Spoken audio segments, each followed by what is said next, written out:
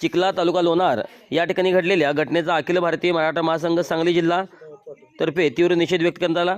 आज महाराष्ट्र प्रदेश सचिव विलासराव देसाई यांच्या नेतृत्वाखाली मिरज तहसीलदार अपर्णा मोरे धुमाळ यांना निवेदन देऊन घटनेतील आरोपीवर मोक्का, दरोडा, पोक्सो आणि जातीवाचक द्वेष पसरवल्याप्रकरणी कठोर कारवाई करण्याची मागणी केली आहे।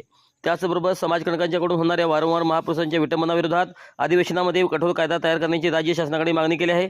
या घटनेत जबाबदार असलेल्या सरपंचाचे सरपंचपद त्वरित रद्द करावे अशी देखील मागणी त्यांनी केली आहे। यावेळी तानाजी भोसले, मदन तांबडे, दादासाहेब पाटील, विजय धुमाळ, मयूर दानेकर, अक्षय मिसाळ, ओंकार भोसले, सुबोध पवार, प्रकाश पवार उपस्थित होते।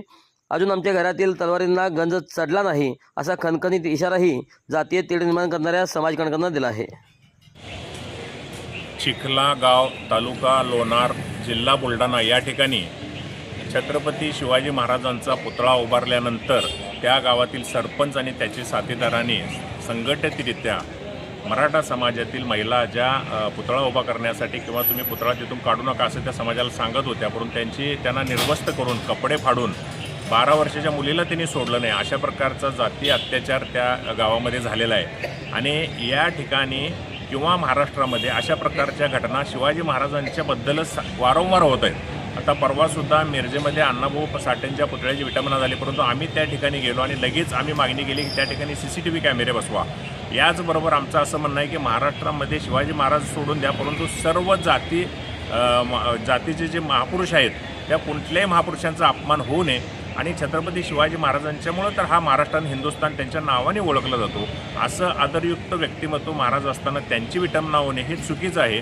आणि या ठिकाणी विटंबना होत असताना, पुतळा काढत असताना अडवायला जाणाऱ्या लोकांना मारहाण होणे ही तर त्याहून गंभीर बाब आहे। याबाबत आम्ही आत्ताच प्रांत साहेबांना तहसीलदार साहेबांना निवेदन दिलेलं आहे आणि त्यांच्यामार्फत आम्ही माननीय मुख्यमंत्री आणि गृहमंत्र्यांना या निवेदन पाठवलेलं आहे। यामध्ये आमच्या प्रमुख मागण्या आहेत की या ठिकाणी जो असा प्रकार घडला या गावामध्ये तेथील सरपंच आणि त्याचे सर्व कार्यकर्ते, नातेवाईक यांच्यावर गंभीर स्वरूपाचे गुन्हे दाखल करावेत। यामध्ये पोक्सो, लुटालूट, 2 जातीमध्ये तेढ निर्माण करणे, जमावाला चितावणी देणे अशा प्रकारचे गुन्हे दाखल करावेत। तसेच या सरपंचाचं पद तातडीने रद्द करावं। आणि याचबरोबर आमची 2017 पासूनची जी प्रमुख मागणी आहे की या महाराष्ट्रामध्ये महापुरुषांच्या विटंबनेबाबत एक कठोर कायदा व्हावा, जेणेकरून कुठल्याही महापुरुषाची विटंबना झाली तर त्यांना तातडीनं कठोरात कठोर शासन व्हावं।